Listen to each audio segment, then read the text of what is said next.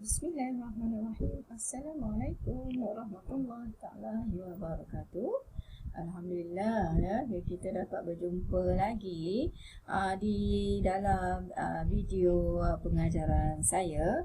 Okey, sekarang kita berada di bab yang ketiga, iaitu tajuknya ialah penaklukan logik. Sekarang kita berada pada siri yang keempat, ya. Maknanya ini adalah video saya yang keempat lah, ya. Okey, dalam video keempat ini apa yang akan kita lihat, ya? Okey, so kita akan lihat kepada standard pembelajaran yang mana kita akan belajar bagaimana membina pernyataan dalam bentuk implikasi, ya. Bentuk implikasi ni bentuk dia macam mana, ya? Okey, bentuk dia kalau perhatikan, bentuk implikasi ni adalah menggunakan perkataan jika, okey, dan maka, ya. Kita akan belajar bagaimana membentuk implikasi menggunakan jika P maka Q. Dan satu lagi kita akan belajar P jika dan hanya jika Q. Apakah intipatinya? Okey, sekarang kita akan lihat, ya. Okey. Implikasi. Okey, implikasi ni ialah satu pernyataan dalam bentuk jika P maka Q. Inilah implikasi. Okey. Dan yang keduanya adalah P jika dan hanya jika. Okey. Di mana P ni disebut sebagai anti-jadian. Okey, manakala Q yang muncul selepas ini, sebelah perkataan maka, ada Q kan? Jadi Q ini dikenali sebagai akibat. Okey, jadi mungkin kita buat permulaan ni agak rasa keliru. Apa yang perlu dibuat? Kita akan dapat buat sekiranya diberikan contoh, ya.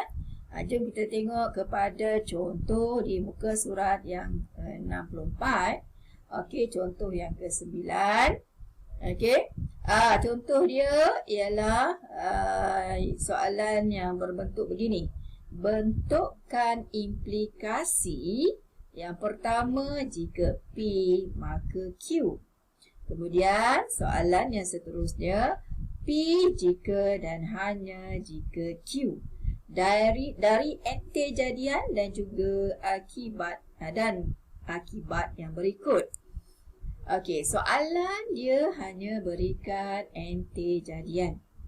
Okey, anti-jadian. Anti-jadian dia tulis begini, M boleh dibahagi tepat dengan 6. Okey, ini adalah anti-jadian. Akibat ialah M ialah gandaan 6. Okey, perhatikan yang tadi, perhatikan yang cikgu sebut tadi, jika P maka Q. P ini adalah anti-jadian. Bermaksud selepas perkataan jika, kita kena letak anti-jadian. Selepas perkataan maka, kita letak akibat. Okey? Itu dia. Okay, jadi kita tengok apa yang akan kita buat. Kita akan jawab macam mana. Okey, kita nak jawab bahagian 1. Untuk bahagian 1, okey, jadi kita letak jika M boleh dibahagi dengan tepat dengan 6. Ini adalah anti-jadian. Okey? Ini adalah anti-jadian. Okey? Jadi, maka M adalah gandaan 6. Jadi, selepas maka, kita letaklah akibat.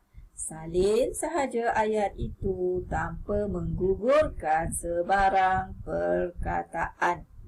Okey? Salin ke semuanya. Mudah kan? Okey? Jadi, kita salin saja. Jika anti-jadian, maka akibat. Kita salin apa yang diberikan. Baik, seterusnya, M boleh dibahagikan dengan tepat jika dan hanya jika M ialah gandaan 6. Anti-jadian letak yang mula-mula, P ialah anti-jadian, Q ialah akibat. kamu akan letak gini sahaja, salin sahaja. Maka itulah jawapan yang diminta oleh soalan, ya. Cuma sekarang ni kena pandai bezakan mana satu ente jadian dan juga akibat. Itu saja. Okey. Baik, seterusnya kita tengok soalan. Bentuk implikasi macam tadi juga, jika P maka Q, dan P jika dan hanya jika Q dalam ente jadian yang berlainan pula. Okey, sekarang ni ente jadian dia adalah ayat PQRS ialah sisi 4.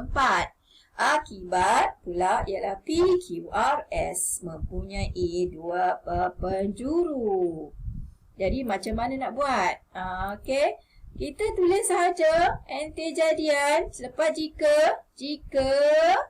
ambil ni PQRS sisi 4, maka Q ambil ini pula. PQRS punya dua penjuru, maka terhasillah jawapan seperti ini. Okey, kemudian yang kedua pula. Kita ambil ente jadian letak di depan. Selepas kita salin jika dan hanya jika, kamu salin pula akibat tanpa menggugurkan sebarang perkataan. Jadi, apakah perkataan yang wajib ada dalam implikasi? Okey, implikasi yang ni perkataan jika, maka. Implikasi yang bentuk kedua pula ialah jika dan hanya jika. Ayat ini tidak boleh dibuang ataupun ditokok tambah. Ya? Tidak boleh. Dia ikut saja jika dan hanya jika. Okey, faham ya? Okey.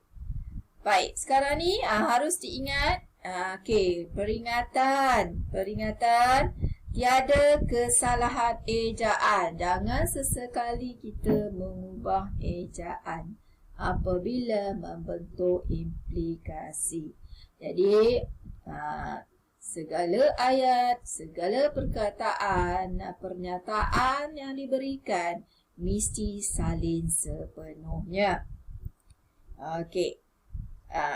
Contoh yang ke-10.